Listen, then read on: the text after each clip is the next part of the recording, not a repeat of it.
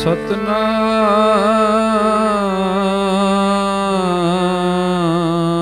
ਸ਼੍ਰੀ ਵਾਹਿਗੁਰੂ ਸਾਹਿਬ ਜੀ।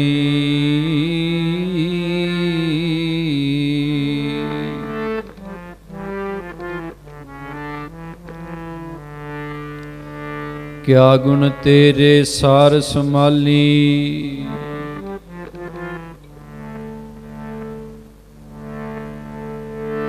ਮੋਹਿ ਨਿਰਗੁਣ ਕੇ ਦਾਤਾਰੇ।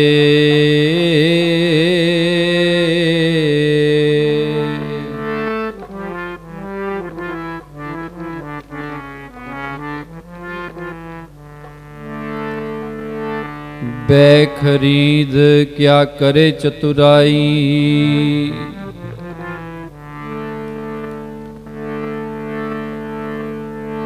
ਬੈ ਖਰੀਦ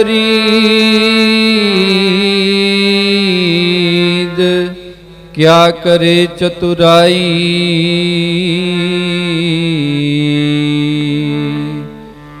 ਇਹੋ ਜਿਉ ਪਿੰਡ ਸਭ ਥਾਰੇ,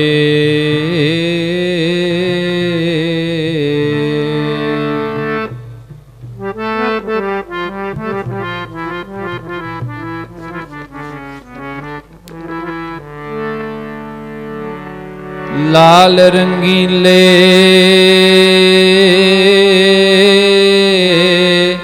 ਪ੍ਰੀਤਮ ਮਨ ਮੋਹਨ।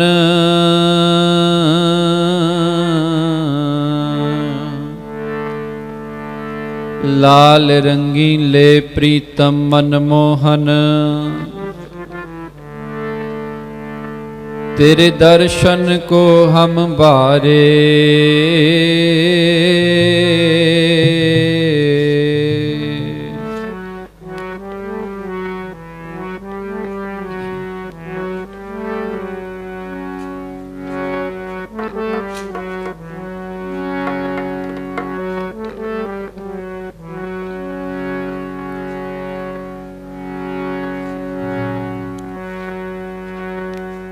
बख्शो मेरे सतगुर जी,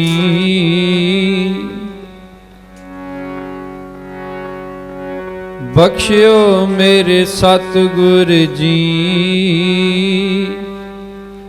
बहुते ने ओगण मेरे, बख्शो मेरे सतगुर जी। बहुते ने ओगण मेरे, सतगुर जी। बहुते ने अवगुण मेरे, बख्शो मेरे सतगुर जी। बहुते ने अवगुण मेरे,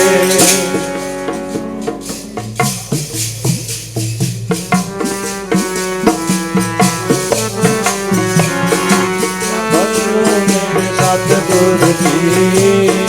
बहुते ने अवगुण मेरे, बख्शो मेरे सतगुर जी। बहुते ने ओगण मेरे, बख्शो मेरे सतगुर जी। बहुते ने ओगण मेरे, बख्शो मेरे सतगुर जी। बहुते ने अवगुण मेरे, बख्शो मेरे सतगुर जी। बहुते ने अवगुण मेरे, बख्शो मेरे सतगुर जी। बहुते ने अवगुण मेरे,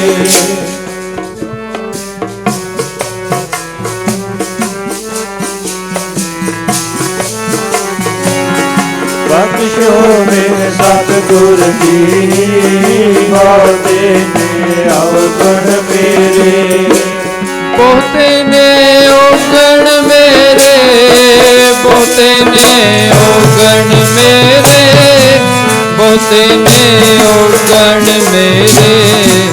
बहुते ने ओगण मेरे, अवगुण मेरे। बहुते ने अवगुण मेरे, बहुते ने अवगुण मेरे। बहुते ने अवगुण मेरे, अवगुण मेरे।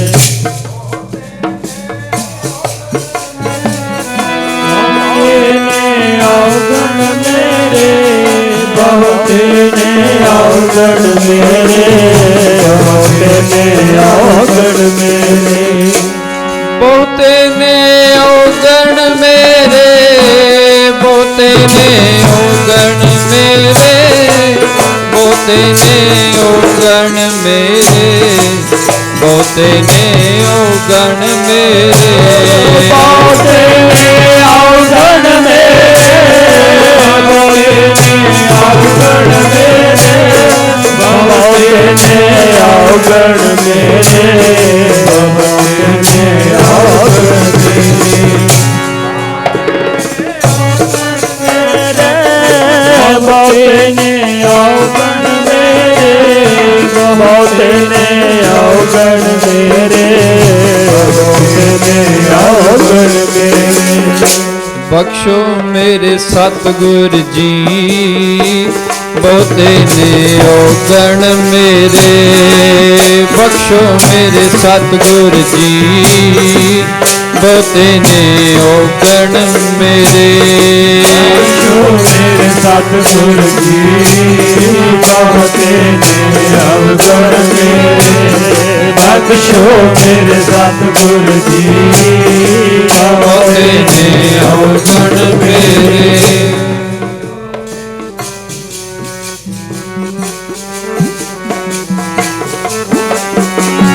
बख्शो मेरे सतगुर जी, बहुते ने औगण मेरे, हम मैले तुम उजल करते, हम निर्गुण तू दाता, हम निर्गुण तू दाता, हम मूरख तुम चतुर सियाणे, सर्व कला का ज्ञाता, तुम सर्व कला का ज्ञाता,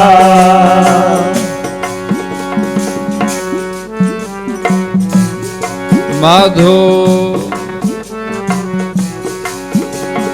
हम ऐसे तू ऐसा, हम ऐसे तू ऐसा, हम पापी तुम पाप खंडन, नीको ठाकुर देसा, नीको ठाकुर देसा,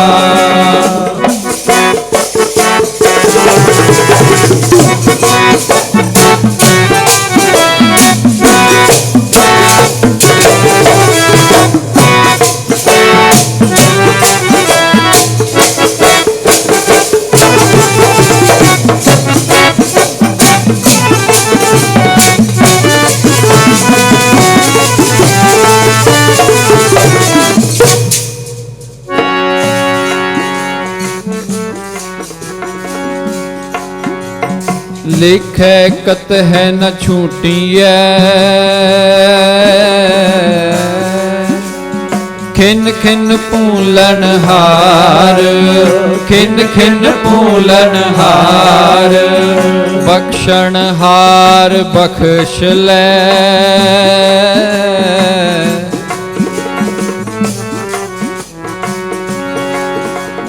बख्शण हार बख्श ले, नानक पारे उतार, नानक पारे उतार,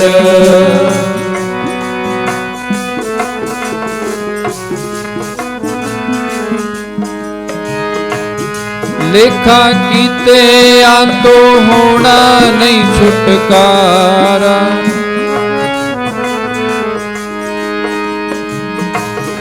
लेखा कीते आ तो होना नहीं छुटकारा, होना नहीं छुटकारा, कृपा करके बख्शी मालका, कीते आ तो होना नहीं छुटकारा, कृपा करके बख्शी मालका,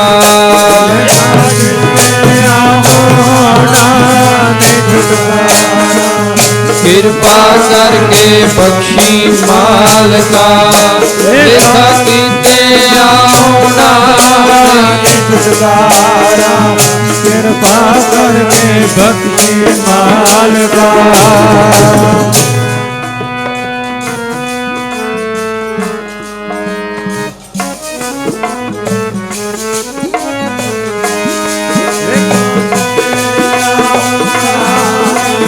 ਛੁਟਕਾਰਾ ਕਿਰਪਾ ਕਰਕੇ ਬਖਸ਼ੀ ਮਾਲਕਾ ਕਿਰਪਾ ਕਰਕੇ ਜੀ ਬਖਸ਼ ਲਵੀਂ ਕਿਰਪਾ ਕਰਕੇ ਜੀ ਬਖਸ਼ ਲਵੀਂ ਕਿਰਪਾ ਕਰਕੇ ਜੀ ਬਖਸ਼ ਲਵੀਂ ਕਿਰਪਾ ਕਰਕੇ ਜੀ ਬਖਸ਼ ਲਵੀਂ ਬਖਸ਼ ਲਵੀਂ ਕਿਰਪਾ ਕਰਕੇ ਜੀ ਬਖਸ਼ ਲਵੀਂ ਕੀਤੇ ਹੋਣਾ ਨਹੀਂ ਛੁਟਕਾਰਾ ਹੋਣਾ ਨਹੀਂ ਛੁਟਕਾਰਾ ਕਿਰਪਾ ਕਰਕੇ ਬਖਸ਼ ਲਵੀਂ ਕੀਤੇ ਹੋਣਾ ਨਹੀਂ ਛੁਟਕਾਰਾ ਕਿਰਪਾ ਕਰਕੇ ਬਖਸ਼ ਲਵੀਂ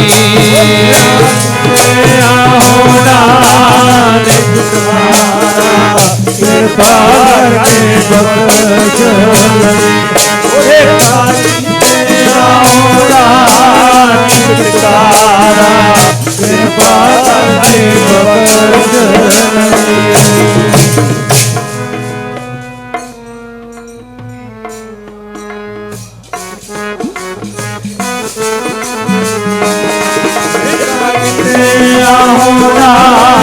ਛੁਟਕਾਰਾ ਕਿਰਪਾ ਕਰਕੇ ਬਖਸ਼ ਲਵੀਂ ਲਿਖੇ ਕਤੇ ਨ ਛੂਟੀਐ ਕਿਨ ਕਿਨ ਭੂਲਣਹਾਰ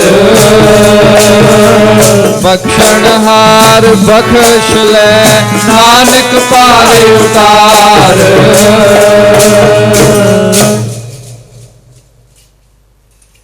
ਪਰਮ ਸਨਮਾਨਯੋਗ ਸਤਿਗੁਰਾਂ ਦੀ ਸਾਜੀ ਨਿਵਾਜੀ ਗੁਰੂ ਪਿਆਰੀ ਗੁਰੂ ਸਵਾਰੀ ਗੁਰੂ ਰੂਪ ਸਾਧ ਸੰਗਤ ਜੀ, ਆਪ ਜੀ ਵੱਡਿਆਂ ਭਾਗਾਂ ਵਾਲੇ ਹੋ। ਦੂਰੋਂ ਨੇੜਿਓਂ ਚੱਲ ਕੇ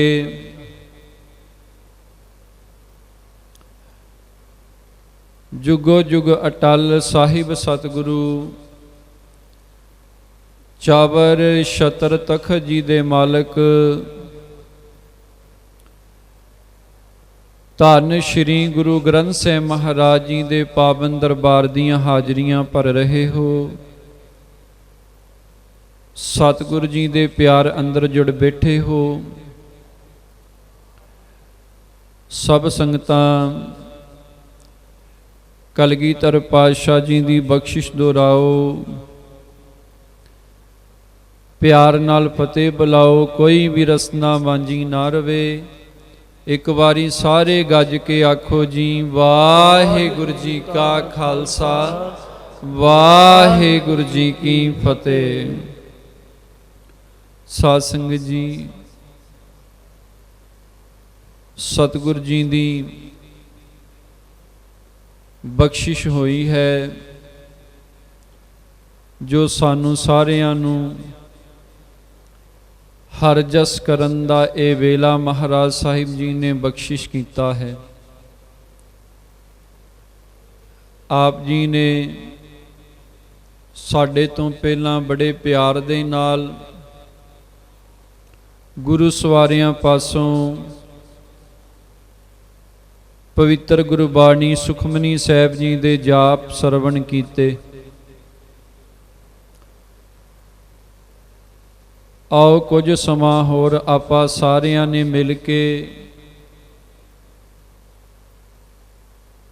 ਸਤਿਗੁਰੂ ਜੀ ਦੀ ਸਿਫਤ ਸਲਾਹ ਕਰਕੇ ਇਸ ਸਮੇਂ ਨੂੰ ਸਫਲ ਬਣਾਉਣਾ ਹੈ। ਜਿੱਥੇ ਆਪਾਂ ਸਾਰੇ ਸ਼ਰੀਰਾਂ ਕਰਕੇ ਸਤਿਗੁਰਾਂ ਦੇ ਚਰਨਾਂ ਵਿੱਚ ਨਤਮਸਤਕ ਹੋਏ ਆਂ, ਜੁੜ ਬੈਠੇ ਆਂ, ਉੱਥੇ ਆਪਣੇ ਮਨਾਂ ਨੂੰ ਵੀ ਇਕਾਗਰ ਕਰੀਏ। ਭਾਗਾਂ ਦੇ ਨਾਲ ਜੀਵਨ ਦੇ ਵਿੱਚ ਸਤ ਸੰਗਤ ਮਿਲਦੀ ਹੈ। ਅਜੋਕਾ ਸਮਾਂ ਇਹੋ ਜਿਹਾ ਕੋਈ ਸੰਗਤ ਪੈਰ ਪੈਰ ਤੇ ਮਿਲ ਜਾਂਦੀ ਹੈ, ਪਰ ਸਤ ਸੰਗਤ ਕਰਮਾਂ ਵਾਲਿਆਂ ਨੂੰ ਨਸੀਬ ਹੁੰਦੀ ਹੈ। ਜਿੱਥੇ ਸੱਚੇ ਪਾਤਸ਼ਾਹ ਜੀ ਨੇ ਗੁਰਬਾਣੀ ਦੇ ਵਿੱਚ ਨਾਮ ਦੀ ਵਡਿਆਈ ਕੀਤੀ ਹੈ ਕਿ ਪਰਮਾਤਮਾ ਦਾ ਨਾਮ ਸਭ ਤੋਂ ਉੱਚਾ ਹੈ।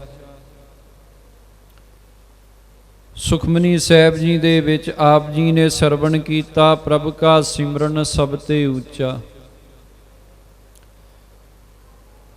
ਪਰਮਾਤਮਾ ਦਾ ਸਿਮਰਨ ਭਜਨ ਨਾਮ ਸਭ ਤੋਂ ਉੱਚਾ ਹੈ।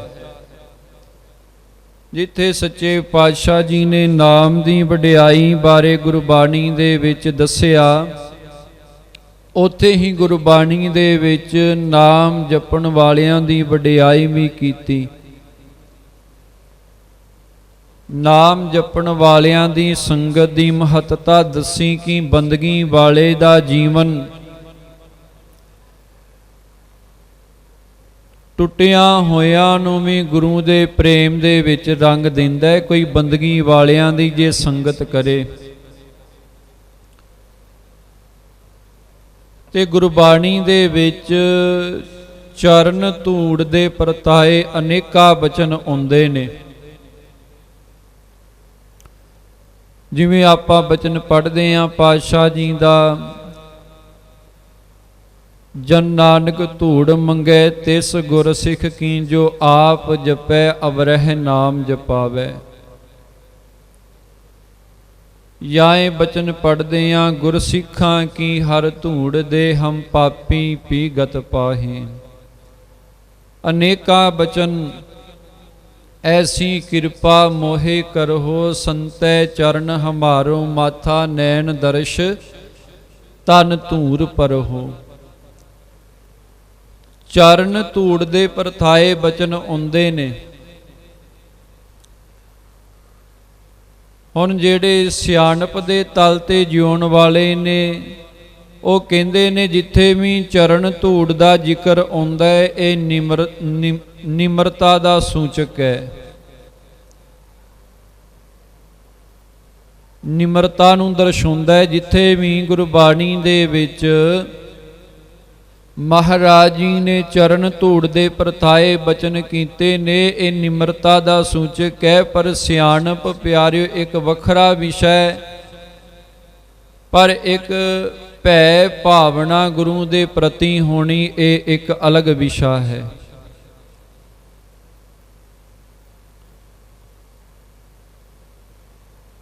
ਇੱਕ ਵਿਦਵਾਨ ਨੇ ਬੜਾ ਸੋਹਣਾ ਲਿਖਿਆ ਹੈ। ਉਹ ਕਹਿੰਦਾ ਹੈ ਕਿ ਜੰਤਰ ਮੰਤਰ ਤੇ ਤੰਤਰ ਜਿਹੜਾ ਸ਼ਾਸਤਰ ਹੈ ਨਾ, ਇੱਕ 6 ਸ਼ਾਸਤਰ ਮੰਨੇ ਗਏ ਨੇ, ਉਹਨਾਂ ਦੇ ਵਿੱਚੋਂ ਇੱਕ ਹੈ ਜੰਤਰ ਮੰਤਰ ਤੰਤਰ ਸ਼ਾਸਤਰ। ਉਹ ਵਿਦਵਾਨ ਲਿਖਦਾ ਕਿ ਉਹ ਇਸ ਸ਼ਾਸਤਰ ਦੇ ਵਿੱਚ ਇਹ ਲਿਖਿਆ ਹੋਇਆ ਹੈ ਕਿ ਜਿੱਥੇ ਵੀ ਬੰਦਗੀ ਵਾਲਾ, ਕਮਾਈ ਵਾਲਾ, ਮਹਾਂਪੁਰਖ ਰੱਬ ਦਾ ਪਿਆਰਾ, ਗੁਰਮੁਖ ਕਹਿ ਲੋ, ਗੁਰਸਿੱਖ ਕਹਿ ਲੋ, ਸਾਧੂ ਕਹਿ ਲੋ, ਜਿੱਥੇ ਬੈਠ ਕੇ ਪਰਮਾਤਮਾ ਦਾ ਨਾਮ ਜਪਦਾ, ਉਹ ਥਾਂ ਤੇ ਪਵਿੱਤਰ ਹੁੰਦੀ ਹੀ ਹੈ। ਕਿਉਂਕਿ ਗੁਰਬਾਣੀ ਦੇ ਵਿੱਚ ਆਪਾਂ ਬਚਨ ਪੜ੍ਹਦੇ ਹਾਂ, ਕਬੀਰ ਸਾ ਮੁਖ ਧਨ ਹੈ, ਜੇ ਮੁਖ ਕਹੀਐ ਰਾਮ।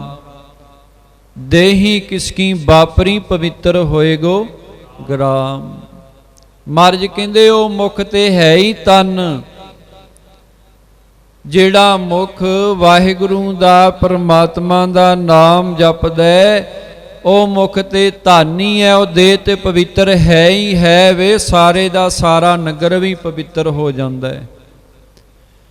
ਉਹ ਵਿਦਵਾਨ ਕਹਿੰਦਾ ਕਿ ਜਦੋਂ ਬੰਦਗੀ ਵਾਲਾ ਭਜਨ ਕਰਦਾ, ਆਪਣੇ ਮਨ ਨੂੰ ਇਕਾਗਰ ਕਰਕੇ, ਤੇ ਬੰਦਗੀ ਵਾਲੇ ਦੇ ਸਰੀਰ ਦੇ ਵਿੱਚੋਂ ਦੈਵਿਕ ਕਿਰਨਾਂ ਨਿਕਲਦੀਆਂ ਨੇ, ਨਾਮ ਦੀਆਂ ਤਰੰਗਾਂ ਨਿਕਲਦੀਆਂ ਨੇ। ਤੇ ਜਦੋਂ ਕੋਈ ਮਨਮੁਖ ਹਿਰਦਾ ਵੀ ਬੰਦਗੀ ਵਾਲੇ ਦੇ ਕੋਲ ਆ ਕੇ ਬਹਿੰਦਾ, ਤੇ ਬੰਦਗੀ ਵਾਲੇ ਦੀ ਜਿਹੜੀ ਨਾਮ ਦੀ ਜਿਹੜੀ એનર્ਜੀ ਹੈ, ਉਹ ਜਿਹੜੀਆਂ ਦੈਵਿਕ ਕਿਰਨਾਂ ਨੇ ਮਨਮੁਖ ਬੰਦੇ ਦੇ ਅੰਦਰ ਨੂੰ ਹੀ ਤਬਦੀਲ ਕਰਦੀਆਂ ਨੇ। ਜਿਵੇਂ ਆਪਾਂ ਕੋਈ ਗੁਰਸਿੱਖ ਹੋਵੇ, ਮਹਾਂਪੁਰਖ ਹੋਵੇ, ਰੱਬ ਦਾ ਪਿਆਰਾ ਹੋਵੇ, ਜਿਹੜੀਆਂ ਬਾਣੀ ਦੇ ਵਿੱਚ ਨਾਮ ਦੇ ਵਿੱਚ ਰੰਗੀਆਂ ਹੋਈਆਂ ਰੂਹਾਂ ਹੁੰਦੀਆਂ ਨੇ, ਜਦੋਂ ਉਹਨਾਂ ਦੇ ਕੋਲ ਆਪਾਂ ਬਹਿਨੇ ਆਣ ਤੇ ਅੰਦਰ ਨੂੰ ਸ਼ਾਂਤੀ ਮਿਲਦੀ ਹੈ, ਅੰਦਰ ਨੂੰ ਖੁਸ਼ੀ ਮਹਿਸੂਸ ਹੁੰਦੀ ਹੈ ਉਹਨਾਂ ਦੇ ਕੋਲ ਬਹਿ ਕੇ। ਤੇ ਮਹਾਰਾਜ ਜੀ ਕਹਿੰਦੇ ਨੇ ਸਾ ਮੁਖ ਧਨ ਹੈ ਜੇ ਮੁਖ ਕਹੀਐ ਰਾਮ।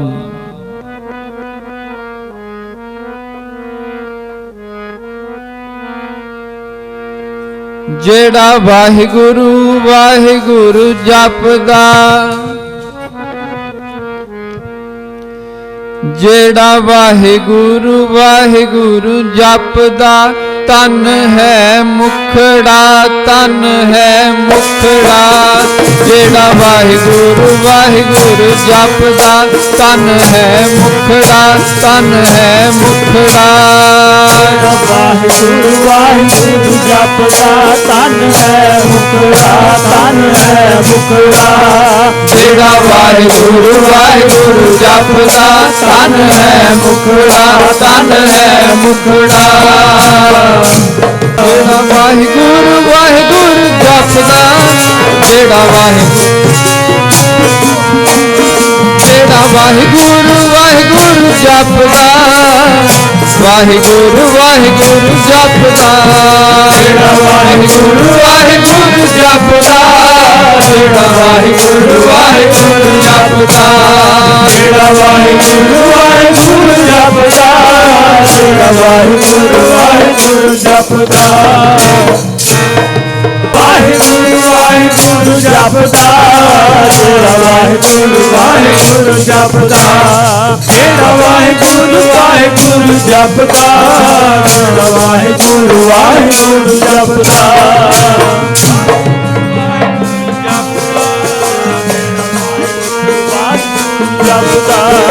ਜਿਹੜਾ ਵਾਹਿਗੁਰੂ ਵਾਹਿਗੁਰੂ ਜਪਦਾ, ਜਿਹੜਾ ਵਾਹਿਗੁਰੂ ਵਾਹਿਗੁਰੂ ਜਪਦਾ। ਜਿਹੜਾ ਵਾਹਿਗੁਰੂ ਵਾਹਿਗੁਰੂ ਜਪਦਾ, ਤਨ ਹੈ ਮੁਖੜਾ ਤਨ ਹੈ ਮੁਖੜਾ। ਜਿਹੜਾ ਵਾਹਿਗੁਰੂ ਵਾਹਿਗੁਰੂ ਜਪਦਾ, ਤਨ ਹੈ ਮੁਖੜਾ ਤਨ ਹੈ ਮੁਖੜਾ। ਜਿਹੜਾ ਵਾਹਿਗੁਰੂ ਵਾਹਿਗੁਰੂ ਜਪਦਾ, ਤਨ ਹੈ ਮੁਖੜਾ ਤਨ ਹੈ ਮੁਖੜਾ। ਜਿਹੜਾ ਵਾਹਿਗੁਰੂ ਵਾਹਿਗੁਰੂ ਜਪਦਾ, ਤਨ ਹੈ ਮੁਖੜਾ ਤਨ ਹੈ ਮੁਖੜਾ।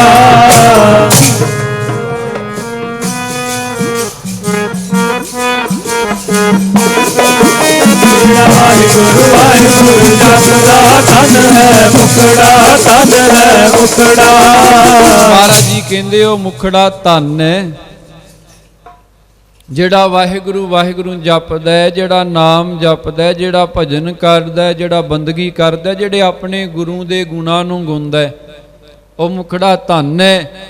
ਤੇ ਦੂਜੇ ਪਾਸੇ ਜਿਹੜਾ ਮੁਖ ਕਦੇ ਵਾਹਿਗੁਰੂ ਦਾ ਨਾਮ ਨਹੀਂ ਜਪਿਆ, ਆਪਣੇ ਗੁਰੂ ਦੇ ਗੁਣ ਨਹੀਂ ਗਾਏ, ਰਸਨਾ ਨਾ ਜਪੈ ਨਾਮ ਤਿਲ ਤਿਲ ਕਰ ਕੱਟੀਐ।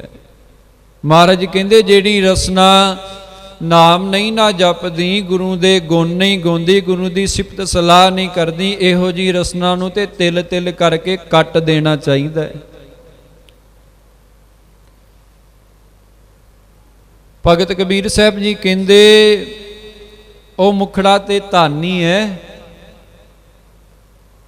ਉਹ ਸਰੀਰ ਵੀ ਪਵਿੱਤਰ ਹੁੰਦਾ ਹੈ ਤੇ ਜਪਣ ਵਾਲਾ ਆਪਣੇ ਸਾਰੇ ਨਗਰ ਨੂੰ ਇਲਾਕੇ ਨੂੰ ਪਵਿੱਤਰ ਕਰ ਦਿੰਦਾ ਹੈ। ਜਿੱਥੇ ਜਾਏ ਬਹਿ ਮੇਰਾ ਸਤਿਗੁਰੂ, ਸੋ ਥਾਨ ਸੁਹਾਵਾ RAM ਰਾਜੇ।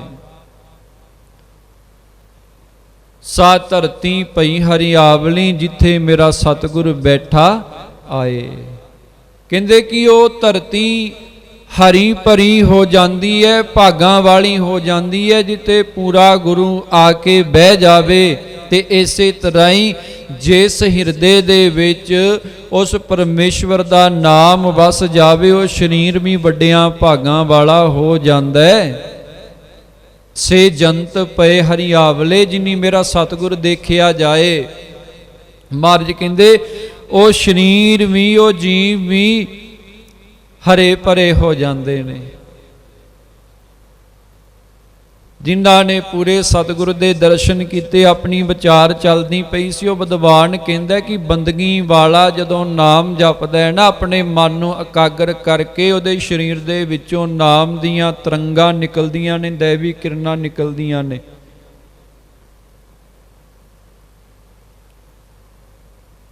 ਕਹਿੰਦੇ ਕਿ ਉਹ ਦੈਵਿਕ ਕਿਰਨਾਂ ਜਦੋਂ ਰੱਬ ਦਾ ਪਿਆਰਾ ਜਿੱਥੇ ਵੀ ਪੈਰ ਧਰਦਾ ਹੈ ਨਾ, ਜਿੱਥੇ ਵੀ ਪੈਰ ਧਰੇ, ਉਹ ਜਿਹੜੀ ਨਾਮ ਦੀ એનર્ਜੀ ਹੈ, ਨਾਮ ਜਪਣ ਵਾਲੇ ਦੀਆਂ ਪੈਰਾਂ ਦੀਆਂ ਤਲੀਆਂ ਦੇ ਵਿੱਚੋਂ ਦੈਵਿਕ ਕਿਰਨਾਂ ਨਿਕਲਦੀਆਂ ਨੇ। ਇਸੇ ਕਰਕੇ ਹੀ ਸੱਚੇ ਪਾਤਸ਼ਾਹ ਜੀ ਬਾਣੀ ਦੇ ਵਿੱਚ ਕਹਿੰਦੇ ਨੇ, ਦਾਨ ਮਹਿੰਡਾ ਤਲੀ ਖਾਕ ਜੇ ਮਿਲੇ ਤਾਂ ਮਸਤਕ ਲਾਈਐ। ਮਹਾਰਾਜ ਕਹਿੰਦੇ ਮੈਂ ਇੱਕ ਦਾਨ ਮੰਗਦਾ। ਦਾਨ ਕੀ ਮੰਗਿਆ? ਤਲੀ ਖਾਕ। ਜਿਹੜੇ ਤੇਰਾ ਨਾਮ ਜਪਦੇ ਨੇ, ਜਿਹੜੇ ਤੇਰੀ ਬੰਦਗੀ ਕਰਦੇ ਨੇ, ਜਿਹੜੇ ਸੱਚ ਦੇ ਰਾਹ ਤੇ ਤੁਰੇ ਨੇ, ਜਿਹੜੇ ਤੇਰੇ ਨਾਮ ਦੇ ਵਿੱਚ ਰੰਗੇ ਹੋਏ ਨੇ, ਉਹਨਾਂ ਦੇ ਤਲੀ ਦੀ ਖਾਕ ਮਿਲ ਜੇ, ਚਰਨਾਂ ਦੀ ਤਲੀ ਦੀ ਖਾਕ। ਉਹ ਵਿਦਵਾਨ ਕਹਿੰਦਾ ਕਿ ਜਦੋਂ ਨਾਮ ਦੀ એનર્ਜੀ, ਜਿਹੜੀਆਂ ਦੈਵਿਕ ਕਿਰਨਾਂ ਨੇ, ਜਦੋਂ ਉਹਨਾਂ ਦੇ ਚਰਨਾਂ ਦੀ ਤਲੀ ਜਿਹੜੀ ਵੀ ਖਾਕ ਨੂੰ ਲੱਗਦੀ ਹੈ, ਉਹ ਖਾਕ ਵੀ ਅਕਸੀਰ ਬਣ ਜਾਂਦੀ ਹੈ। ਉਹ ਜਿਹੜੀ ਖਾਕ ਹੈ ਉਸ ਨਾਮ ਦੀ એનર્ਜੀ ਨੂੰ ਕਬੂਲਦੀ ਹੈ, ਤੇ ਜਦੋਂ ਕੋਈ ਭਾਵਨਾ ਦੇ ਨਾਲ ਉਸ ਧੂੜ ਨੂੰ ਚੁੱਕ ਕੇ ਆਪਣੇ ਮੱਥੇ ਤੇ ਲਾਵੇ, ਤੇ ਉਹ ਨਾਮ ਦੀ ਜਿਹੜੀ એનર્ਜੀ ਹੈ ਉਸ ਬੰਦੇ ਦੇ ਸਰੀਰ ਦੇ ਵਿੱਚ ਪ੍ਰਵੇਸ਼ ਕਰ ਜਾਂਦੀ ਹੈ।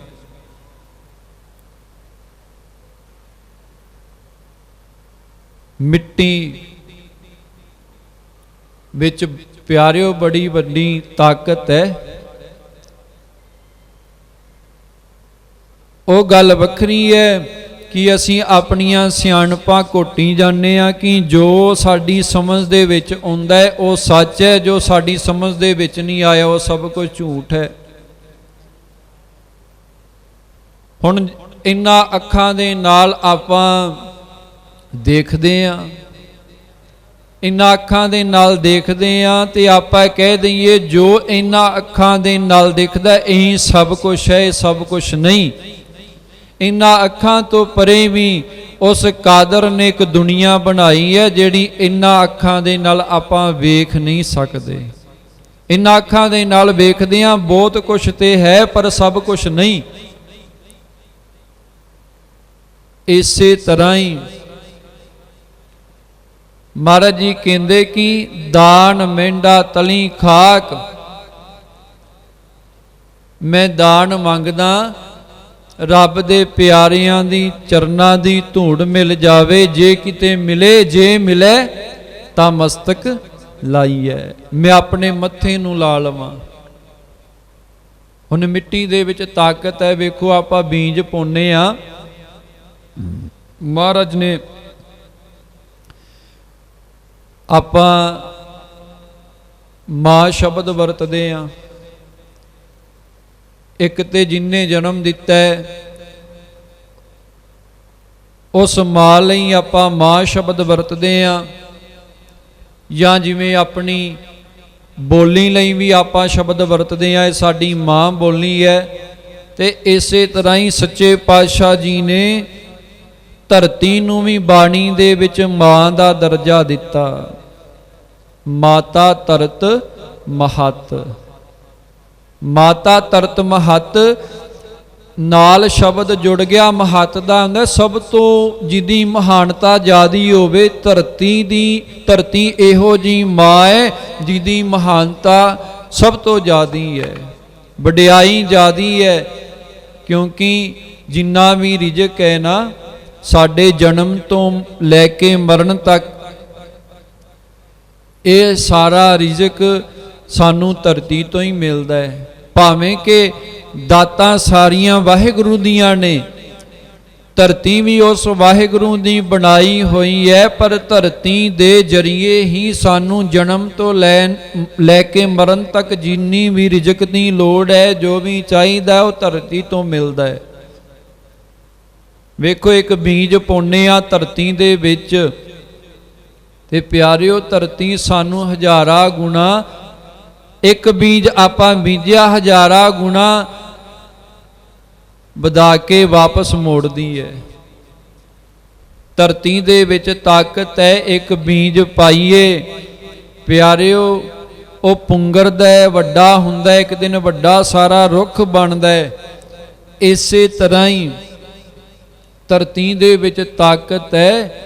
ਮਹਾਂਪੁਰਖਾਂ ਦੇ ਕੋਲੋਂ ਆਪਾਂ ਬੜੀ ਵਾਰ ਇਹ ਬਚਨ ਸੁਣੇ ਹੋਣਗੇ ਕਿ ਜਿਸ ਥਾਂ ਦੇ ਉੱਤੇ ਆਪਾਂ ਬਹਿ ਕੇ ਇੱਕ ਥਾਂ ਰੱਖਿਆ ਹੋਵੇ ਆਪਣੇ ਘਰ ਦੇ ਵਿੱਚ, ਜਿਸ ਥਾਂ ਦੇ ਉੱਤੇ ਬਹਿ ਕੇ ਆਪਾਂ ਰੋਜ਼ ਬਾਣੀ ਪੜਾਂਗੇ, ਸਿਮਰਨ ਕਰਾਂਗੇ, ਗੁਰੂ ਦੇ ਸ਼ਬਦ ਦਾ ਅਭਿਆਸ ਕਰਾਂਗੇ, ਧਰਤੀ ਉਸ ਜਪੇ ਹੋਏ ਨਾਮ ਨੂੰ, ਪੜੀ ਹੋਈ ਬਾਣੀ ਦਾ ਅਸਰ ਕਬੂਲਦੀ ਹੈ ਤੇ ਮਹਾਂਪੁਰਖ ਕਹਿੰਦੇ ਹੁੰਦੇ ਨੇ ਉਹ ਧਰਤੀ ਚਾਰਜ ਹੋ ਜਾਂਦੀ ਹੈ। ਕੁਝ ਸਮੇਂ ਤੋਂ ਬਾਅਦ ਜਿਸ ਵੇਲੇ ਸਾਡੇ ਨਿਤਨੇਮ ਦਾ ਸਮਾਂ ਹੋਏਗਾ, ਧਰਤੀ ਸਾਨੂੰ ਫਿਰ ਖਿੱਚਦੀ ਆਪਣੇ ਵੱਲ।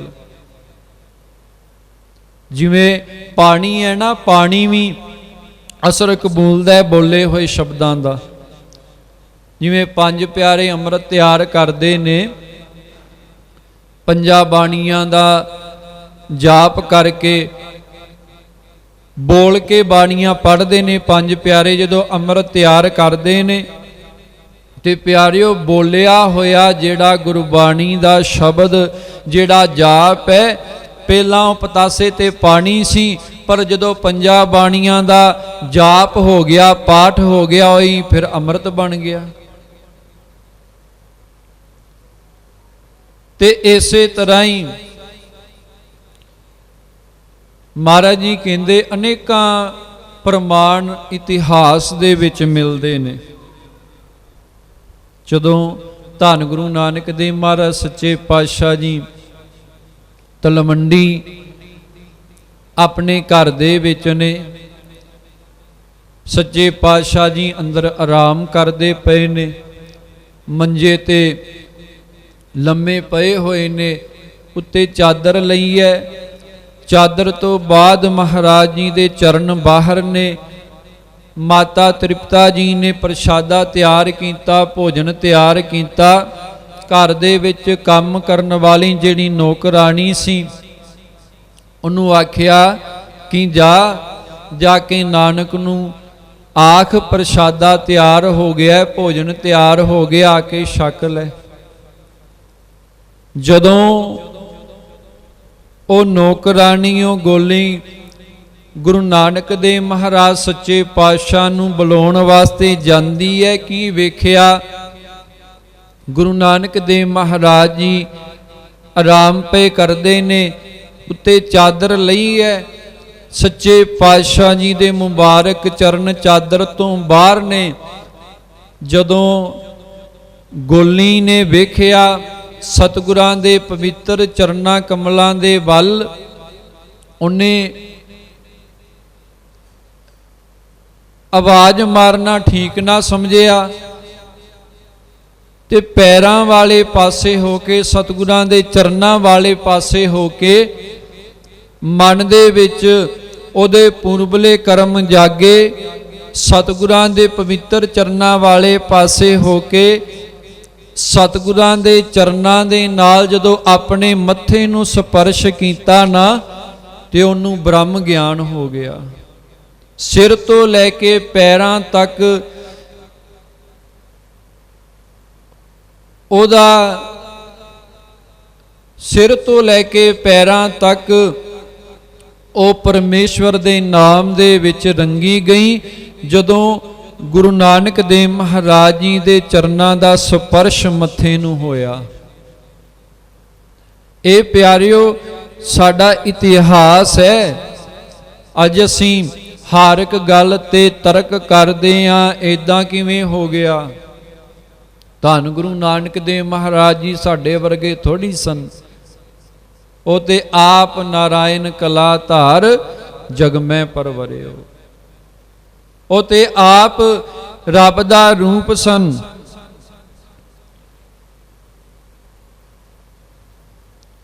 ਉਸੇ ਵੇਲੇ ਹੀ ਬ੍ਰਹਮ ਗਿਆਨ ਹੋਇਆ ਜਦੋਂ ਸਤਿਗੁਰਾਂ ਦੇ ਪਵਿੱਤਰ ਚਰਨਾਂ ਦਾ ਸਪਰਸ਼ ਮਿਲਿਆ। ਕਪਾਟ ਖੁੱਲ ਗਏ, ਬੱਜਰ ਕਪਾਟ,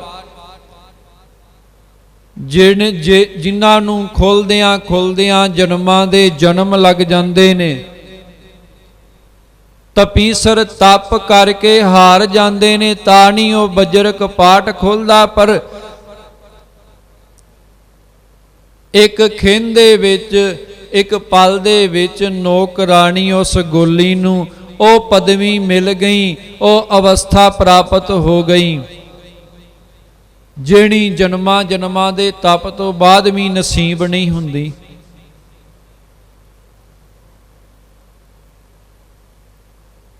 ਤੇ ਉਸ ਵੇਲੇ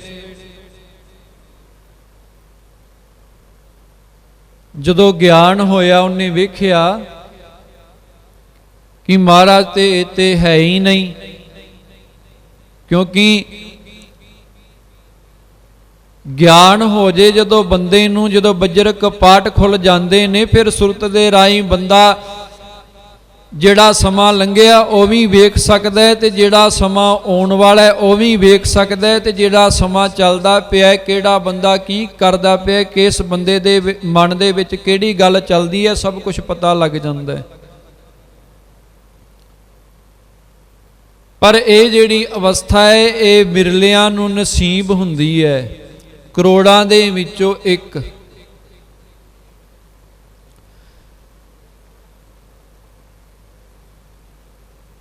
ਜਦੋਂ ਵੇਖਿਆ ਧੰਨ ਗੁਰੂ ਨਾਨਕ ਦੇਵ ਮਹਾਰਾਜ ਜੀ ਤੇ ਆਪਣੇ ਸਿੱਖ ਭਾਈ ਮਨਸੁਖ ਦਾ ਬੇੜਾ ਬੰਨੇ ਲਾਣ ਵਾਸਤੇ ਗਏ ਨੇ,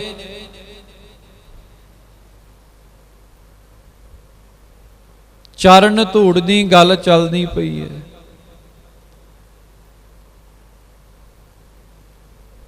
ਬਿਰਲੇ ਹੁੰਦੇ ਨੇ ਐਸੇ ਸਾਧੂ ਸਤਿਪੁਰਸ਼ ਰੱਬ ਦੇ ਪਿਆਰੇ,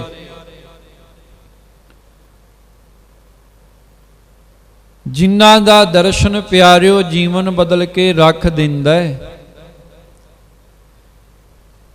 ਜਿਨ੍ਹਾਂ ਦਾ ਸੰਗ ਐਵੇਂ ਨਹੀਂ। ਸਾਡੇ ਵੱਡਿਆਂ ਨੇ ਅਰਦਾਸ ਦੇ ਵਿੱਚ ਇਹ ਸ਼ਬਦ ਸ਼ਾਮਲ ਕੀਤੇ, ਆਪਾਂ ਅੱਗੇ ਕਈ ਵਾਰ ਇਹ ਬੇਨਤੀ ਕੀਤੀ ਹੈ, ਸਈ ਪਿਆਰੇ ਮੇਲ ਜਿੰਨਾ ਮਿਲਿਆ ਤੇਰਾ ਨਾਮ ਚੇਤੇ ਆਵੇ।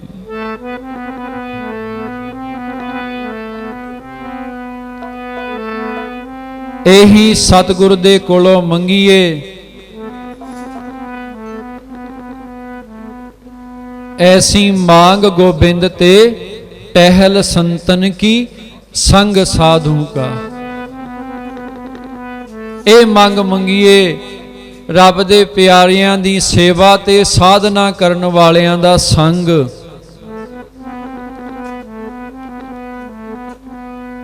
ਉਹਨਾਂ ਦਾ ਸੰਗ ਇਹੋ ਜਿਹਾ ਹੈ,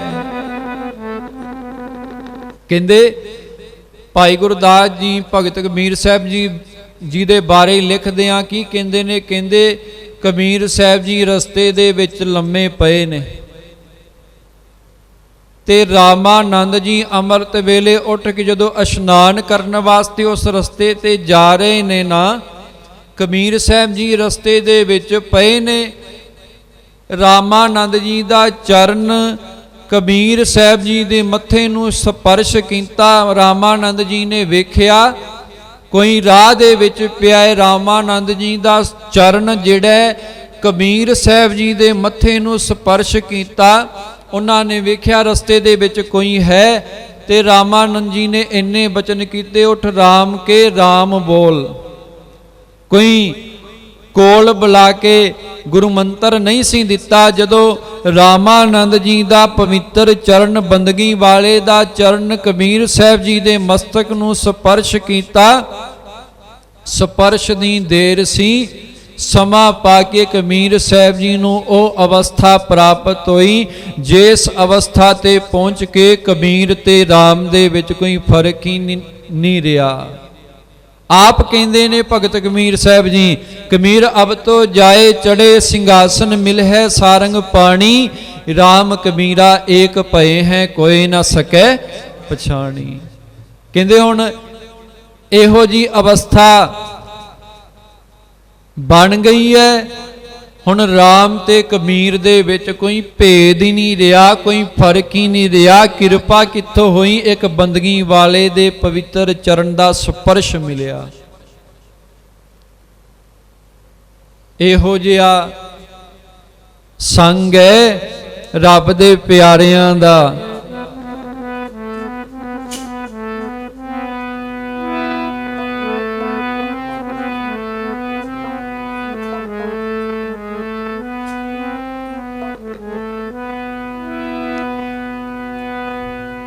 ਜਿਹੜਾ ਰੱਬ ਦੇ ਰੰਗ ਵਿੱਚ ਰੰਗ ਦੇ, ਆਪਾਂ ਵੀ ਇਹੀ ਸਤਿਗੁਰੂ ਜੀ ਦੇ ਚਰਨਾਂ ਵਿੱਚ ਅਰਦਾਸ ਕਰੀਏ। ਮਹਾਰਾਜ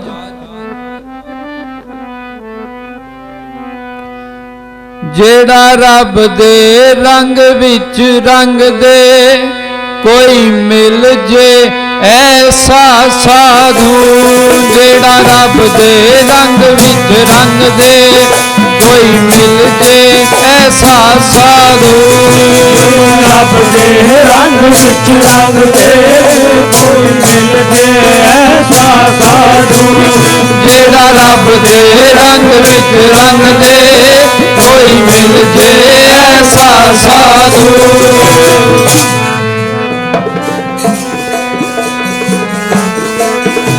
ਜੋ ਰੱਬ ਦੇ ਰੰਗ ਵਿੱਚ ਰੰਗ ਦੇ, ਕੋਈ ਮਿਲ ਜੇ ਐਸਾ ਸਾਧੂ। ਜਿਹੜਾ ਰੱਬ ਦੇ ਰੰਗ ਵਿੱਚ ਰੰਗ ਦੇ, ਕੋਈ ਮਿਲ ਜੇ ਐਸਾ ਸਾਧੂ।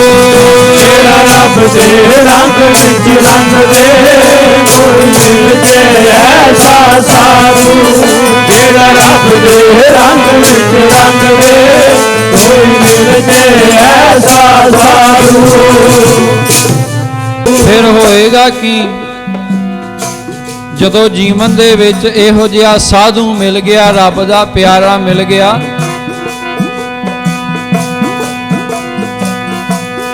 ਹਰ ਰੰਗ ਚਾੜ ਦੇਵੇਗਾ, ਹਰ ਰੰਗ ਚਾੜ ਦੇਵੇਗਾ, ਹਰ ਰੰਗ ਚਾੜ ਦੇਵੇਗਾ, ਹਰ ਰੰਗ ਚਾੜ ਦੇਵੇਗਾ।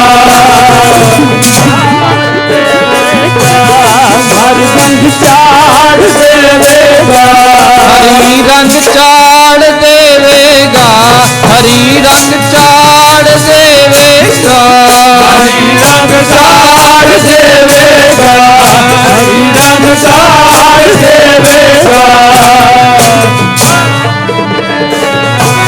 ਹਰੀ ਰਾਹ ਕੋਈ ਮਿਲ ਜੇ ਐਸਾ ਸਾਧੂ। ਰੱਬ ਦੇ ਰੰਗ ਵਿੱਚ ਰੰਗਿਆ, ਕੋਈ ਮਿਲ ਜੇ ਐਸਾ ਸਾਧੂ।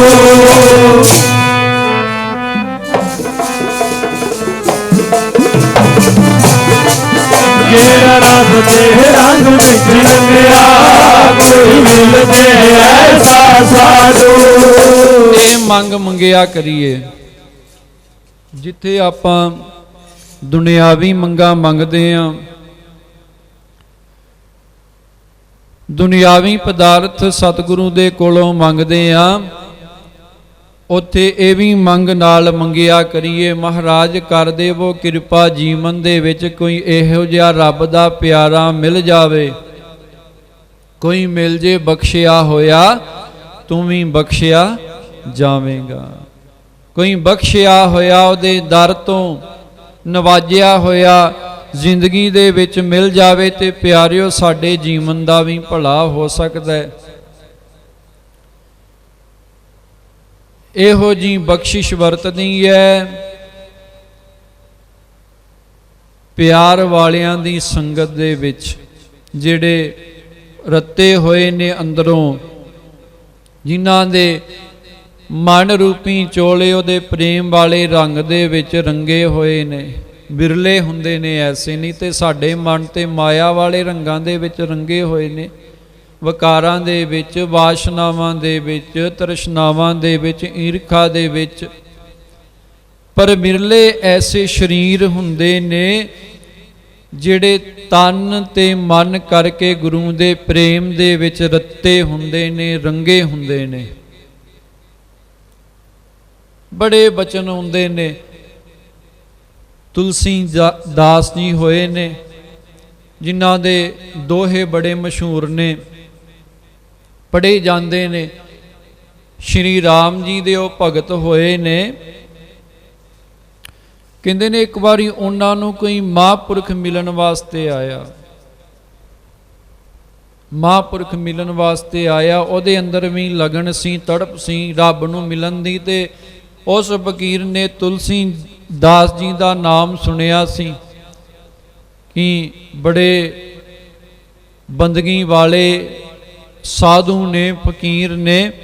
ਉਹ ਫਕੀਰ ਪਹੁੰਚਿਆ, ਤੁਲਸੀ ਦਾਸ ਜੀ ਦੀ ਸੋਭਾ ਸੁਣ ਕੇ, ਤੇ ਜਾਂਦਿਆਂ ਨੂੰ ਤੁਲਸੀ ਦਾਸ ਜੀ ਦੇ ਕੋਲ ਕੋਈ ਰਾਜਾ ਆਇਆ ਹੋਇਆ ਸੀ ਉਹਨਾਂ ਦੇ ਦਰਸ਼ਨ ਕਰਨ ਵਾਸਤੇ। ਹਾਥੀ ਸਨ, ਘੋੜੇ ਸਨ। ਹੁਣ ਤੁਲਸੀ ਦਾਸ ਜੀ ਦੇ ਕੋਲ ਜਦੋਂ ਉਹ ਫਕੀਰ ਆਇਆ, ਹੁਣ ਰੱਬ ਦੇ ਪਿਆਰਿਆਂ ਦੀ ਮੌਜ ਹੁੰਦੀ ਹੈ। ਤੁਲਸੀ ਦਾਸ ਜੀ ਨੇ ਕਸਵੱਟੀ ਪਾ ਦਿੱਤੀ ਉਸ ਫਕੀਰ ਨੂੰ। ਉੱਤੇ ਹਾਥੀ ਖਲੋਤਾ ਸੀ, ਤੇ ਹਾਥੀ ਦਾ ਸੁਭਾਅ ਆਪਾਂ ਸਾਰਿਆਂ ਨੂੰ ਪਤਾ ਹੈ ਕਿ ਉਹ ਮਿੱਟੀ ਪੁੱਟ-ਪੁੱਟ ਕੇ ਆਪਣੇ ਉੱਤੇ ਪਾਉਂਦਾ ਰਹਿੰਦਾ ਹੈ। ਖਾਕ ਜਿਹੜੀ ਹੈ ਸੁੰਡ ਦੇ ਨਾਲ ਪੁੱਟ ਕੇ, ਪੈਰਾਂ ਦਾ ਨਾਲ ਪੁੱਟ ਕੇ, ਸੁੰਡ ਦੇ ਨਾਲ, ਤੇ ਆਪਣੇ ਉੱਤੇ ਪਾਉਂਦਾ ਰਹਿੰਦਾ ਹੈ। ਭਾਵੇਂ ਉਹਨੂੰ ਜਿੰਨਾ ਮਰਜ਼ੀ ਨਵਾ ਲਓ, ਬਾਅਦ ਦੇ ਵਿੱਚ ਉਹਨੇ ਫਿਰ ਆਪਣੇ ਉੱਤੇ ਮਿੱਟੀ ਪਾ ਲੈਣੀ। ਹੁਣ ਤੁਲਸੀ ਦਾਸ ਜੀ ਨੇ ਕਸਵੱਟੀ ਲਾ ਦਿੱਤੀ। ਉਸ ਫਕੀਰ ਨੂੰ ਕਹਿੰਦੇ ਨੇ, ਆ ਸਾਹਮਣੇ ਹਾਥੀ ਖਲੋਤਾ ਹੈ, ਇਹ ਮਿੱਟੀ ਪੁੱਟ-ਪੁੱਟ ਕੇ ਆਪਣੇ ਉੱਤੇ ਕਿਉਂ ਪਾਉਂਦਾ ਪਿਆ ਹੈ, ਕਿਉਂ ਪਾ ਰਿਹਾ ਹੈ? ਤੇ ਉਹ ਫਕੀਰ ਵੀ ਰੰਗਿਆ ਹੋਇਆ ਸੀ। ਫਕੀਰ ਦੀ ਰਮਜ ਨੂੰ ਫਕੀਰ ਹੀ ਸਮਝ ਸਕਦਾ ਹੈ। ਜਿਵੇਂ ਮਹਾਂਪੁਰਖ ਕਈ ਵਾਰ ਇਹ ਬਚਨ ਕਰਦੇ ਨੇ, ਫਕੀਰ ਸਿੱਧੀ ਕੋਈ ਗੱਲ ਨਹੀਂ ਕਹਿੰਦੇ ਹੁੰਦੇ, ਰਮਜ਼ ਦੇ ਨਾਲ ਕਹਿੰਦੇ ਹੁੰਦੇ ਨੇ, ਤੇ ਬਿਰਲੇ ਹੀ ਸਮਝਦੇ ਨੇ ਫਕੀਰ ਦੀ ਰਮਜ਼ ਨੂੰ। ਹੁਣ ਫਕੀਰ ਨੇ ਰਮਜ਼ ਦੇ ਵਿੱਚ ਗੱਲ ਕੀਤੀ, ਮੈਨੂੰ ਇਹ ਦੱਸ, ਹਾਥੀ ਮਿੱਟੀ ਪੁੱਟ-ਪੁੱਟ ਕੇ ਆਪਣੇ ਉੱਤੇ ਕਿਉਂ ਪਾਉਂਦਾ, ਕੀ ਕਾਰਨ ਹੈ?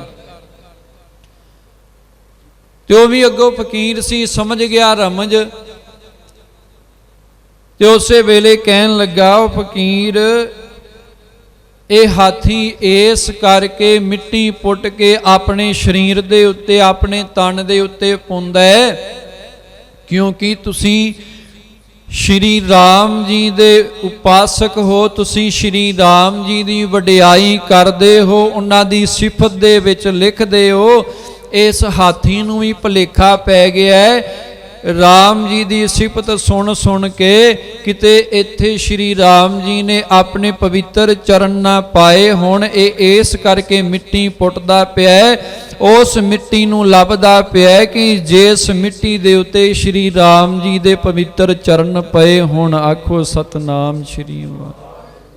ਇਹ ਹਾਥੀ ਵੀ ਇਸ ਕਰਕੇ ਮਿੱਟੀ ਪੁੱਟ ਕੇ ਆਪਣੇ ਸਰੀਰ ਦੇ ਉੱਤੇ ਪਾ ਰਿਹਾ ਹੈ ਕਿ ਕੀ ਪਤਾ ਇੱਥੇ ਸ਼੍ਰੀ ਰਾਮ ਨੇ ਚਰਨ ਪਾਏ ਹੋਣ, ਜਿਨ੍ਹਾਂ ਚਰਨਾਂ ਦੀ ਛੋਹ ਦੇ ਨਾਲ ਗੌਤਮ ਰਿਖੀ ਦੀ ਪਤਨੀ ਤਰ ਗਈ ਅਹਲਿਆ। ਤੇ ਹਾਥੀ ਇਹ ਸੋਚਦਾ ਹੈ ਕਿਤੇ ਮੇਰੇ ਜੀਵਨ ਦਾ ਵੀ ਉਧਾਰ ਹੋ ਜੇ, ਕਿਤੇ ਸ਼੍ਰੀ ਰਾਮ ਜੀ ਦੇ ਚਰਨਾਂ ਦੀ ਧੂੜ ਮੈਨੂੰ ਵੀ ਨਸੀਬ ਹੋ ਜੇ। ਗੱਲ ਸਮਝਣ ਦੀ ਹੈ। ਜਦੋਂ ਧੰਨ ਗੁਰੂ ਨਾਨਕ ਦੇਵ ਮਹਾਰਾਜ ਸੱਚੇ ਪਾਤਸ਼ਾਹ ਜੀ ਜਗਤ ਜਲੰਦੇ ਨੂੰ ਤਾਰਦੇ ਹੋਏ ਨਾ ਸਾਲਸ ਰਾਏ ਜੋਹਰੀ ਦੇ ਨਗਰ ਪਹੁੰਚਦੇ ਨੇ ਨਾ, ਸਾਲਸ ਰਾਏ ਜੋਹਰੀ ਭਾਈ ਮਰਦਾਨੇ ਨੂੰ ਜਦੋਂ ਲਾਲ ਦੇ ਕੇ ਭੇਜਿਆ, ਮਰਦਾਨਾ ਕਹਿੰਦਾ ਮਹਾਰਾਜ ਬੜੀ ਭੁੱਖ ਲੱਗੀ ਹੈ, ਸਾਡੇ ਕੋਲ 1 ਰੁਪਈਆ ਵੀ ਨਹੀਂ, ਮੈਂ ਕਿਵੇਂ ਭੋਜਨ ਲੈ ਕੇ ਆਵਾਂ। ਸ਼ਹਿਰ ਦੇ ਵਿੱਚ ਜਾ ਕੇ ਸੱਚੇ ਪਾਤਸ਼ਾਹ ਜੀ ਆਪਣਾ ਪਵਿੱਤਰ ਚਰਨ ਮਿੱਟੀ ਦੇ ਵਿੱਚ, ਜਦੋਂ ਸੱਚੇ ਪਾਤਸ਼ਾਹ ਜੀ ਆਪਣਾ ਪਵਿੱਤਰ ਚਰਨ ਲਾਉਂਦੇ ਨੇ, ਮਿੱਟੀ ਦੇ ਵਿੱਚੋਂ ਲਾਲ ਨਿਕਲਦਾ ਇੱਕ ਕੀਮਤੀ ਰਤਨ। ਮਹਾਰਾਜ ਕਹਿੰਦੇ ਨੇ ਜਾ ਇਸ ਲਾਲ ਨੂੰ ਲੈ ਜਾ, ਇਸ ਰਤਨ ਨੂੰ ਲੈ ਜਾ, ਇਸ ਇਲਾਕੇ ਦੇ ਵਿੱਚ ਸਾਲਸ ਰਾਏ ਜੋਰੀ ਰਹਿੰਦਾ, ਜਾ ਜਾ ਕੇ ਉਹਨੂੰ ਇਹ ਰਤਨ ਵੇਚ ਦਈ। ਜਦੋਂ ਮਰਦਾਨਾ ਗਿਆ, ਜਾ ਕੇ ਉਹ ਲਾਲ ਉਹ ਰਤਨ ਜਦੋਂ ਵਿਖਾਇਆ, ਉਹ ਵੇਖ ਕੇ ਹੈਰਾਨ ਹੋ ਗਿਆ। ਜੋਰੀ ਬੜਾ ਵੱਡਾ ਸੀ, ਉਹਨੇ ਆਪਣੇ ਜੀਵਨ ਦੇ ਵਿੱਚ ਇਹ ਰਤਨ ਕਦੇ ਨਹੀਂ ਸੀ ਵੇਖਿਆ, ਸੁਣਿਆ ਸੀ, ਪੜ੍ਹਿਆ ਸੀ ਆਪਣੇ ਵੱਡਿਆਂ ਦੇ ਕੋਲੋਂ ਇਸ ਰਤਨ ਦੇ ਬਾਰੇ। ਤੇ ਸਾਲਸ ਰਾਏ ਕਹਿਣ ਲੱਗਾ ਇਸ ਰਤਨ ਦੀ ਕੋਈ ਕੀਮਤ ਨਹੀਂ, ਮੈਂ ਮੁੱਲ ਨਹੀਂ ਦੇ ਸਕਦਾ, ਇਹਦੀ ਤਾਂ ਦਰਸ਼ਨ ਭੇਟਾ ਹੈ, ਆ ਲੈ 100 ਰੁਪਈਆ, ਇਹ ਲੈ ਜਾ, ਇਹਦਾ ਕੋਈ ਮੁੱਲ ਨਹੀਂ।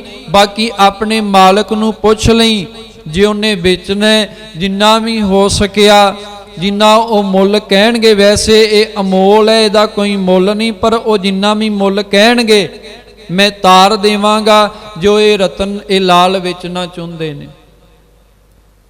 ਮਰਦਾਨਾ ਵਾਪਸ ਆਇਆ ਸਤਿਗੁਰੂ ਜੀ ਦੇ ਕੋਲ। ਮਹਾਰਾਜ, ਜਿਸ ਜੋਰੀ ਦੇ ਕੋਲ ਤੁਸੀਂ ਭੇਜਿਆ ਸੀ, ਉਹਨੇ ਤਾਂ ਇਸ ਰਤਨ ਦੀ ਦਰਸ਼ਨ ਭੇਟਾ ਦਿੱਤੀ ਹੈ 100 ਰੁਪਈਆ। ਮਹਾਰਾਜ ਕਹਿੰਦੇ ਨੇ ਇੰਨਾ ਪੈਸਿਆਂ ਤੇ ਆਪਣਾ ਕੋਈ ਹੱਕ ਨਹੀਂ, ਜਾਂ ਤੇ ਆਪਾਂ ਰਤਨ ਵੇਚਦੇ, ਇਸ ਲਾਲ ਨੂੰ ਵੇਚਦੇ, ਫਿਰ ਤਾਂ ਪੈਸੇ ਆਪਣੇ ਬਣਦੇ ਸਨ, ਪਰ ਇੰਨਾ ਪੈਸਿਆਂ ਤੇ ਆਪਣਾ ਕੋਈ ਹੱਕ ਨਹੀਂ। ਵਾਪਸ ਮੋੜਿਆ। ਮਰਦਾਨਾ ਗਿਆ, ਜਾ ਕੇ ਕਹਿੰਦਾ ਹੈ ਕਿ ਮੇਰੇ ਮੁਰਸ਼ਦ ਕਹਿੰਦੇ ਨੇ ਆ ਲੈ ਆਪਣਾ 100 ਰੁਪਈਆ ਆਪਣੇ ਕੋਲ ਰੱਖ ਲੈ, ਇੰਨਾ ਪੈਸਿਆਂ ਤੇ ਸਾਡਾ ਕੋਈ ਹੱਕ ਨਹੀਂ। ਸਾਲਸ ਰਾਏ ਸੁਣ ਕੇ ਹੈਰਾਨ ਹੋ ਜਾਂਦਾ, ਕਹਿੰਦਾ ਪਹਿਲਾਂ ਤਾਂ ਇੱਥੇ ਸਾਰੇ ਜੇਬਾਂ ਕੱਟਣ ਵਾਲੇ ਆਉਂਦੇ ਸਨ, ਪਰ ਪਹਿਲੀ ਵਾਰ ਵੇਖਿਆ ਕੋਈ ਇਹੋ ਜਿਹਾ ਜਿਹੜਾ ਮੈਂ 100 ਰੁਪਈਆ ਦਿੱਤਾ ਤੇ ਉਹ ਵਾਪਸ ਮੋੜਨ ਵਾਸਤੇ ਆਇਆ। ਉਹਦੇ ਅੰਦਰ ਇੱਕ ਗੱਲ ਲੱਗੀ ਤੇ ਉਸੇ ਵੇਲੇ ਹੀ ਨਾ ਮਰਦਾਨਾ 100 ਰੁਪਈਆ ਉਹ ਲੈਂਦਾ ਨਹੀਂ, ਕਹਿੰਦਾ ਨਹੀਂ ਮੈਂ ਨਹੀਂ ਲੈਣੇ। ਮਰਦਾਨਾ ਕਹਿੰਦਾ ਮੇਰੇ ਗੁਰੂ ਦਾ ਹੁਕਮ ਹੈ, ਮੇਰੇ ਮੁਰਸ਼ਦ ਦਾ ਹੁਕਮ ਹੈ, ਇਹ ਅਸੀਂ ਨਹੀਂ ਰੱਖਣੇ। ਉਹ ਨਾ ਉੱਥੇ ਪੈਸੇ ਰੱਖ ਕੇ ਮਰਦਾਨਾ ਵਾਪਸ ਆ ਜਾਂਦਾ ਹੈ।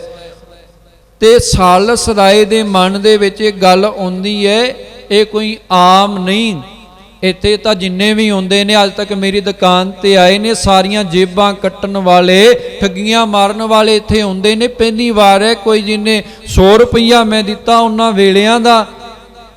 100 ਰੁਪਈਏ ਦੀ ਬੜੀ ਕੀਮਤ ਹੁੰਦੀ ਸੀ ਉਸ ਵੇਲੇ ਦੇ ਵਿੱਚ। ਵਾਪਸ ਮੋੜ ਦਿੱਤੇ ਨੇ। ਉਹਨੇ ਕੀ ਕੀਤਾ, ਆਪਣੇ ਨੌਕਰ ਨੂੰ ਸਾਲਸ ਰਾਏ ਦੇ ਕੋਲ ਇੱਕ ਨੌਕਰ ਹੈ, ਕੁਝ ਫਲ ਦੇ ਕੇ ਨਾ ਮਰਦਾਨੇ ਦੇ ਮਗਰ ਭੇਜ ਦਿੱਤਾ।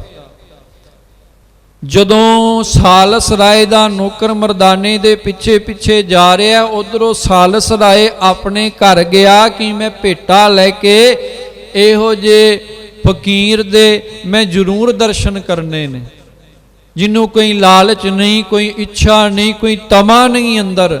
ਕਮਾਲ ਦੀ ਗੱਲ ਹੈ। ਤੇ ਇਹੋ ਜਿਹਾ ਰਤਨ ਜਿਹਦੇ ਕੋਲ ਹੈ, ਜਿਹੜਾ ਰਤਨ ਦੇ ਬਾਰੇ ਮੈਂ ਸੁਣਿਆ ਸੀ ਆਪਣੇ ਬਜ਼ੁਰਗਾਂ ਦੇ ਕੋਲੋਂ, ਇਹੋ ਜਿਹਾ ਰਤਨ ਉਹਨਾਂ ਦੇ ਕੋਲ ਮੈਂ ਜ਼ਿੰਦਗੀ ਦੇ ਵਿੱਚ ਪਹਿਲੀ ਵਾਰ ਵੇਖਿਆ। ਜਦੋਂ ਆਪਣਾ ਨੌਕਰ ਭੇਜ ਦਿੱਤਾ, ਕੁਛ ਪਦਾਰਥ ਦੇ ਕੇ, ਫਲ ਦੇ ਕੇ, ਕਹਿੰਦੇ ਮਰਦਾਨਾ ਪਹੁੰਚਿਆ, ਜਾਂਦਿਆਂ ਨੂੰ ਸੱਚੇ ਪਾਤਸ਼ਾਹ ਜੀ ਦੇ ਨੇਤਰ ਬੰਦ ਨੇ, ਮਹਾਰਾਜ ਸਮਾਧੀ ਦੇ ਵਿੱਚ ਨੇ। ਹੁਣ ਨੌਕਰ ਦਾ ਸੁਭਾਅ ਹੈ ਝੁਕਣਾ, ਕੋਈ ਵੀ ਮਿਲੇ, ਜਿਵੇਂ ਆਪਾਂ ਵੇਖਣੇ ਆ ਘਰਾਂ ਦੇ ਵਿੱਚ ਨੌਕਰ ਰੱਖੇ ਹੁੰਦੇ ਨੇ, ਨੌਕਰਾਂ ਦਾ ਸੁਭਾਅ ਹੁੰਦਾ ਹੈ ਘਰ ਦੇ ਵਿੱਚ ਕੋਈ ਵੀ ਆਏ ਗਏ ਦਾ ਉਹ ਸਤਿਕਾਰ ਕਰਦੇ ਨੇ। ਇਸੇ ਤਰ੍ਹਾਂ ਹੀ ਸਾਲਸ ਰਾਏ ਦਾ ਨੌਕਰ ਫਲਾਂ ਦਾ ਟੋਕਰਾ ਰੱਖਿਆ, ਰੱਖ ਕੇ ਗੁਰੂ ਨਾਨਕ ਦੇਵ ਮਹਾਰਾਜ ਜੀ ਸਮਾਧੀ ਦੇ ਵਿੱਚ ਨੇ, ਸੁਰਤ ਜੁੜੀ ਹੋਈ ਹੈ ਸੱਚੇ ਪਾਤਸ਼ਾਹ ਜੀ ਦੇ ਪਵਿੱਤਰ ਚਰਨਾਂ ਕਮਲਾਂ ਤੇ ਆਪਣਾ ਜਦੋਂ ਮੱਥਾ ਰੱਖਿਆ, ਮਸਤਕ ਰੱਖਿਆ, ਸਤਿਗੁਰਾਂ ਦੇ ਚਰਨਾਂ ਦੇ ਸਪਰਸ਼ ਦੀ ਦੇਰ ਸੀ। ਉਹ ਸਿਰ ਤੋਂ ਲੈ ਕੇ ਪੈਰਾਂ ਤੱਕ ਸਾਈਂ ਦੇ ਨਾਮ ਦੇ ਵਿੱਚ ਰੰਗਿਆ ਗਿਆ। ਸਾਲਸ ਰਾਏ ਦਾ ਨੌਕਰ ਸਤਿਗੁਰਾਂ ਦੇ ਪਵਿੱਤਰ ਚਰਨਾਂ ਦੀ ਛੋਹ ਮਿਲੀ, ਕਪਾਟ ਖੁੱਲ ਗਏ, ਬ੍ਰਹਮ ਦਾ ਗਿਆਨ ਹੋ ਗਿਆ, ਆਤਮਾ ਦਾ ਸਾਖਸ਼ਾਤਕਾਰ ਹੋ ਗਿਆ। ਉੱਥੇ ਹੀ ਬਹਿ ਗਿਆ ਸਤਿਗੁਰਾਂ ਦੇ ਕੋਲ, ਚੌਂਕੜਾ ਲਾ ਕੇ, ਨੀਵੀਂ ਪਾ ਕੇ, ਨੇਤਰ ਅੱਧ ਮਿੱਟੇ ਹੋ ਗਏ ਤੇ ਚਿਹਰੇ ਦੀ ਲਾਲੀ दसन लग पई, चेहरे ते लाली आ गई। पता लगदा है कि इहदे अंदर दे विच कोई तब्दीली आ गई है, परिवर्तन आ गया है। उत्थे ही बह गया चौंकड़ा ला के, नीवी पा के, अखां भी नीवियां ने, बस वखरा जिहा हुण सरूर है, चेहरे ते वखरा जिहा नूर है। इन्नी देर नूं पिछों सालस राय भी आ गया, क्योंकि घर गया सी ना कि मैं फकीर दे दर्शन करने ने, रब दे प्यारे दे दर्शन करने ने, कुछ भेटा लैके चलदा। जदों सालस राय पहुंचिया, जाके वेखिया अपने नौकर नूं, जिहड़ा कुछ पल पहला कुछ होर सी जदों उहदे कोल सी, जदों हुण सतगुरां दी हजूरी दे विच आया, हुण गल कुछ होर है। चौंकड़ा लगा है, नीवी पा के बैठा है। सालस राय ने वेखिया उहदे चेहरे दे वल, उहदे चेहरे दी लाली, उहदे चेहरे दी चमक दसदी पई है कि इहदे विच कोई परिवर्तन आ गया, वखरा जिहा सरूर दे विच, रंग दे विच बैठा होया है। इन्ने नूं धन गुरु नानक देव महाराज सच्चे पातशाह जी ने अपने रस पीने नेत्र खोले ने। रस पीने नेत्र पातशाह जी ने खोले, वेखिया सामने सालस राय भेटा लैके आया। सतगुरां दे दर्शन करके, दीदार करके सालस राय दा मन निहाल हो गया। मैं मूर्ख की केतक बात है, कोट पराधी तरिया रे। गुरु नानक जिन सुनिया भेखिया, से फिर गरबास न परिया रे।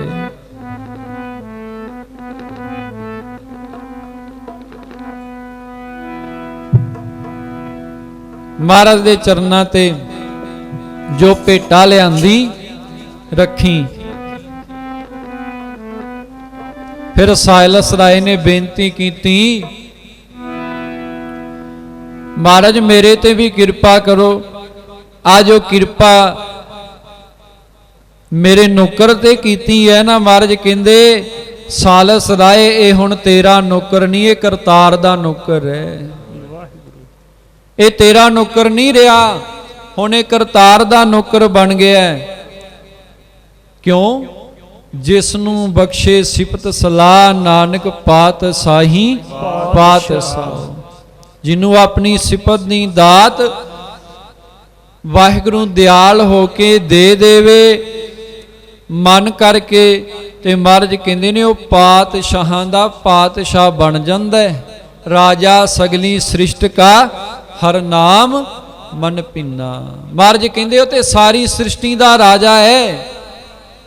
ਇਹ ਤਾਂ ਜਿਹੜੇ ਦੁਨਿਆਵੀ ਰਾਜੇ ਆਪਾਂ ਵੇਖਦੇ ਆ, ਮਹਾਰਾਜ ਕਹਿੰਦੇ ਤੇ 4 ਦਿਨਾਂ ਦੇ ਨੇ। ਕੋ ਹਰ ਸਮਾਨ ਨਹੀਂ ਰਾਜਾ, ਇਹ ਭੂਪਤ ਸਭ ਦਿਵਸ ਚਾਰ ਕੇ ਝੂਠੇ ਕਰਤ ਦਿਵਾਜਾ। ਮਹਾਰਾਜ ਕਹਿੰਦੇ ਉਸ ਵਾਹਿਗੁਰੂ ਦੇ ਸਮਾਨ ਕੋਈ ਰਾਜਾ ਨਹੀਂ, ਜਿਹੜਾ ਸਦਾ ਰਹਿਣ ਵਾਲਾ ਹੈ। ਇਹ ਤੇ 4 ਦਿਨਾਂ ਦੇ ਨੇ, ਅੱਜ ਹੈ ਨੇ, ਕੱਲ ਨੂੰ ਕਿਸੇ ਹੋਰ ਨੇ ਆ ਜਾਣਾ। पर जेड़े उहदे नाम दे विच रंगे जांदे ने, वो आप पातशाहां दा पातशाह वाहिगुरू मालक, ते जेड़ा उहदे नाम दे नाल जुड़ जे वो भी फिर राजियां दा राजा बन जांदा है, पातशाहां दा पातशाह बन जांदा है। पढ़ियो इस पंक्ति दे अर्थ। महाराज कहंदे राजा सगली सृष्ट का हर नाम मन पिन्ना।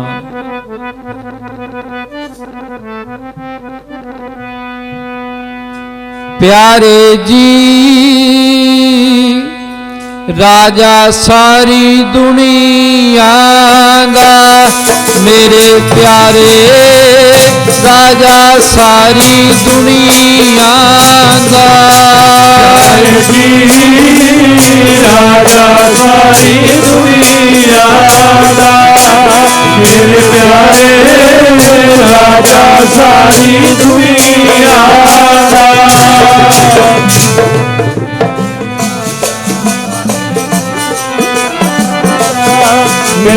प्यारे राजा सारी दुनिया दा। प्यारे जी राजा सारी दुनिया दा, मेरे प्यारे राजा सारी दुनिया दा। राजा सारी दुनिया दा, मेरे प्यारे राजा सारी दुनिया दा। राजा सारी दुनिया दा। मन है नाम नाल रंगेया, नाम नाल रंगेया, राजा सारी दुनिया दा। जिदा मन है नाम विच रंगेया, राजा सारी दुनिया दा। जिदा मन है नाम नाल रंगेया, राजा सारी दुनिया दा। जिदा मन है नाम नाल रंगेया, राजा सारी दुनिया दा।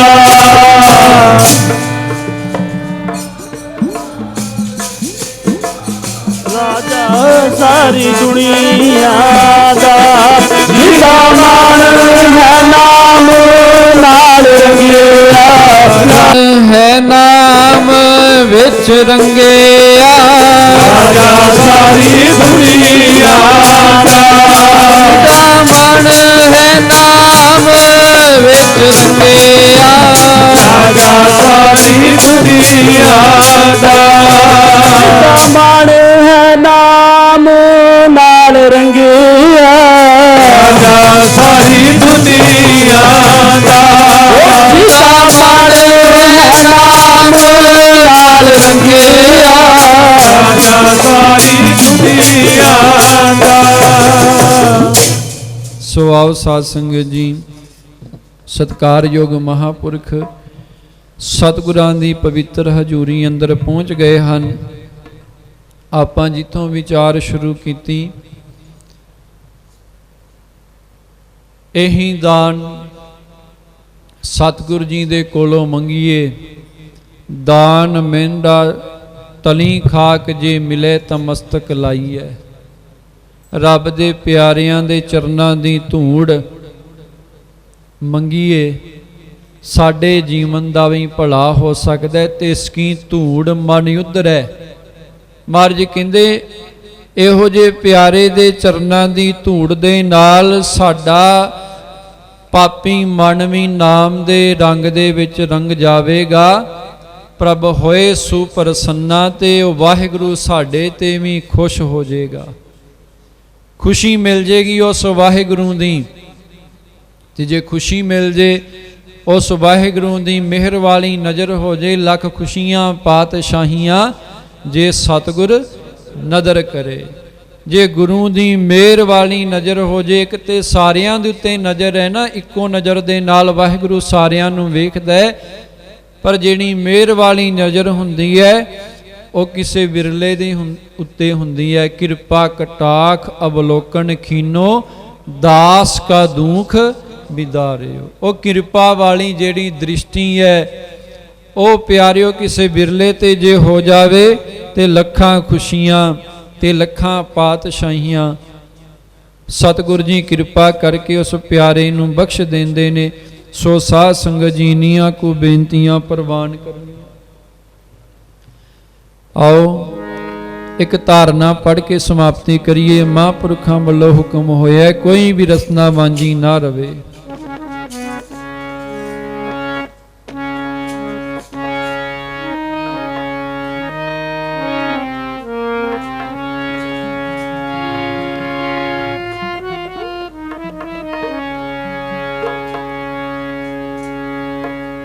दान मेंढा तली खाक, जे मिले त मस्तक लाइए। तूड़ी चुक के मथे नूं लावा, तूड़ी चुक के मथे नूं लावा, ਧੂੜੀ ਚੁੱਕ ਕੇ ਮੱਥੇ ਨੂੰ ਲਾਵਾ ਧੂੜੀ ਚੁੱਕ ਕੇ ਮੱਥੇ ਨੂੰ ਲਾਵਾ ਧੂੜੀ ਚੁੱਕ ਕੇ ਮੱਥੇ ਨੂੰ ਲਾਵਾ ਧੂੜੀ ਚੁੱਕ ਕੇ ਮੱਥੇ ਨੂੰ ਲਾਵਾ ਧੂੜੀ ਚੁੱਕ ਕੇ ਮੱਥੇ ਨੂੰ ਲਾਵਾ ਧੂੜੀ ਚੁੱਕ ਕੇ ਮੱਥੇ ਨੂੰ ਲਾਵਾ ਧੂੜੀ ਚੁੱਕ ਕੇ ਮੱਥੇ ਨੂੰ ਲਾਵਾ ਧੂੜੀ ਚੁੱਕ ਕੇ ਮੱਥੇ ਨੂੰ ਲਾਵਾ ਨੂੰ ਲਾਵਾ ਧੂੜੀ ਚੁੱਕ ਕੇ ਮੱਥੇ ਨੂੰ ਲਾਵਾ ਰੱਬਾ ਤੇਰੇ ਪਿਆਰਿਆਂ ਦੀ ਰੱਬਾ ਤੇਰੇ ਪਿਆਰਿਆਂ ਦੀ ਰੱਬਾ ਤੇਰੇ ਪਿਆਰਿਆਂ ਦੀ ਰੱਬਾ ਤੇਰੇ ਪਿਆਰਿਆਂ ਦੀ ਰੱਬਾ ਤੇਰੇ ਪਿਆਰਿਆਂ ਦੀ ਰੱਬਾ ਤੇਰੇ ਪਿਆਰਿਆਂ ਦੀ ਰੱਬਾ ਤੇਰੇ ਪਿਆਰਿਆਂ ਦੀ ਰੱਬਾ ਤੇਰੇ ਪਿਆਰਿਆਂ ਦੀ